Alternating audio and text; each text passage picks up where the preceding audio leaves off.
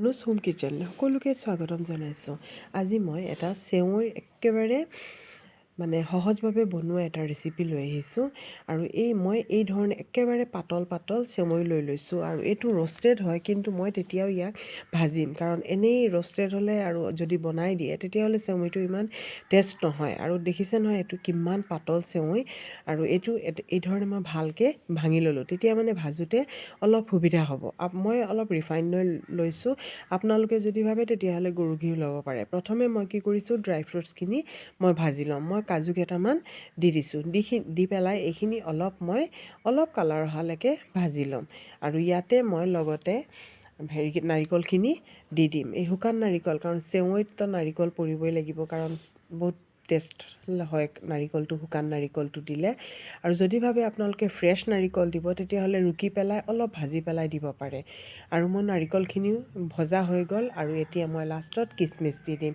আৰু যদি আপোনালোকে বেলেগ আৰু কিবা ড্ৰাই ফ্ৰুটছ দিব বিচাৰে তেতিয়াহ'লে দিব পাৰে। মোৰ ওচৰত ইমানখিনি আছিলে, মই ইমানখিনিয়ে ব্যৱহাৰ কৰিছোঁ।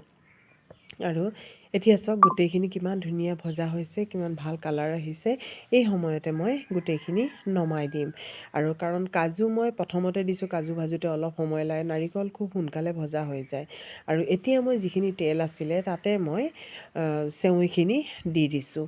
আৰু চেৱৈখিনি বেছিকৈ ভালকৈ ভাঙি ল'লে তেতিয়া কি হয়, ভাজিবলৈ ভাল হয়। কিন্তু এটা কথা, চেৱৈখিনি আৰু এইখিনি ভালকৈ ভাজি থাকিব, আৰু ফ্লেম একেবাৰে ল' কৰি দিব, কাৰণ ইমান পাতল চেৱৈ লগে লগে তলত জ্বলি যাব পাৰে। আৰু ইয়াক এৰি কেতিয়াও নাযাব, এই ধৰণে লৰাই থাকিব। আৰু এই ধৰণে ল' ফ্লেমত একেবাৰে অলপ ৰঙচুৱা হোৱালৈকে ভালকৈ ভাজি থাকিব। দেখিছে নহয়, এই কালাৰটো আহিব লাগে। আৰু এয়া চাওক আমাৰ চেৱৈখিনি ভজা হৈ গ'ল। আৰু এতিয়া মই এখন প্লেটত এইখিনি অলপ মেলি পেলাই থৈ দিম। আৰু ইয়াত মই এটা চচপেন পাতিছোঁ, পাতি পেলাই তাত মই তাজা গাখীৰে লৈছোঁ। আপোনালোকে যদি ভাবে গৰু গাখীৰ বা মিল্ক পাউডাৰ ডাইৰেক্ট সেইটো দিও বনাব পাৰে। আৰু যিহেতু মিঠা বস্তু হয়, মই অলপ নিমখ দি দিছোঁ। আৰু ইয়াত মই চেনি দিছোঁ। চেনি মই 1.5 কাপে ব্যৱহাৰ কৰিছোঁ। মই ইমানখিনি চেনি দিছোঁ, দি পেলাই আৰু ইয়াক অলপ চেৱৈটো ক্ৰিমি বনাবলৈ মই কি কৰিছোঁ, মিল্ক পাউডাৰ এভৰিডে, যিকোনো মিল্ক পাউডাৰ ব্ৰেণ্ডৰ আপোনালোকে ল'ব পাৰে।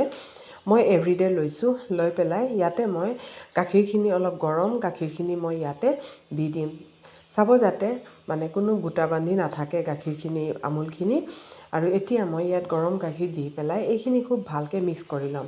আৰু এই সময়ত আপোনালোকে যদি ভাবে কণ্ডেন্স মিল্ক বা আমুল মিঠাই মেড বা ফ্ৰেছ ক্ৰীমটো নমোৱাৰ আগত দিব পাৰে, কিন্তু চেৱৈখিনি আৰু খুব ধুনীয়া হ'ব। আপোনালোকে নমোৱাৰ আগত ফ্ৰেছ ক্ৰীমটো দিলে, কিন্তু নমোৱাৰ আগতহে দিব।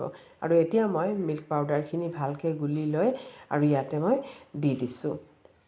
আৰু এতিয়া মই অলপ ভালকৈ মিলাই দিম। আৰু যেতিয়া মোৰ চেনিখিনি ভালকৈ মেল্ট হ'ব লাগিব, চেনিখিনি এই ধৰণে লৰাই দিলে লাহে লাহে, গাখীৰটো গৰমেই আছে, চেনিখিনিও লাহে লাহে মেল্ট হৈ যাব। আৰু এতিয়া মই অলপ গৰু ঘিউ দি দিছোঁ, কাৰণ ইয়াত মই একো তেল ব্যৱহাৰ কৰা নাই। ইয়াত মই অলপ গৰু ঘিউ দি দিছোঁ। আৰু দেখিছে নহয়, ইমানখিনি চেৱৈ মই অকল 2 চামুচ গৰু ঘিউত বনাইছোঁ। আৰু এতিয়া মই ভাজি থোৱা যিখিনি ড্ৰাই ফ্ৰুটছ আছিলে, এই গোটেইখিনি ইয়াত মই দি দিছোঁ। আৰু ইয়াত মই 5-6টামান ইলাচি খুন্দি পেলাই বাকলিখিনি পেলাই দিছোঁ। আৰু এতিয়া গুড়িখিনি মই ইয়াত দি দিছোঁ, কাৰণ ইলাচি গোটা গোটা দিলে পিছত দাঁতত আহে, ভাল নালাগে। আৰু এতিয়া এইখিনি মই ভালকৈ, যেতিয়া উতল আহি গ'ল, তেতিয়া মই ভাজি থোৱা চেৱৈখিনি মই ইয়াত দি দিম। আৰু দেখিছে নহয়, অকল দুমুঠিমানে হৈছে চেৱৈ ইমানখিনি গাখীৰত। আৰু দেখিছে নহয়, একেবাৰে পনীয়া। আৰু এটা কথা, যেতিয়া চেৱৈখিনি দিব তেতিয়া অকল 2 মিনিটহে উতলাব, অকল 2 মিনিট। 2 মিনিট উতলোৱাৰ পিছত অলপ চাব, চেৱৈটো চেক কৰি চাব, যদি অলপ টান আছে সেই সময়তে গেছটো বন্ধ কৰি দিব। বেছি গলি গ'লে কিন্তু চেৱৈৰ টেষ্টটো একেবাৰে বেয়া হৈ যাব। মই অলপ চেক কৰি ল'ম। এতিয়া চাইছোঁ অলপ টান আছে, এয়া চাওক অলপ টান আছে। মই এই সময়তে এতিয়া গেছটো বন্ধ কৰি দিম।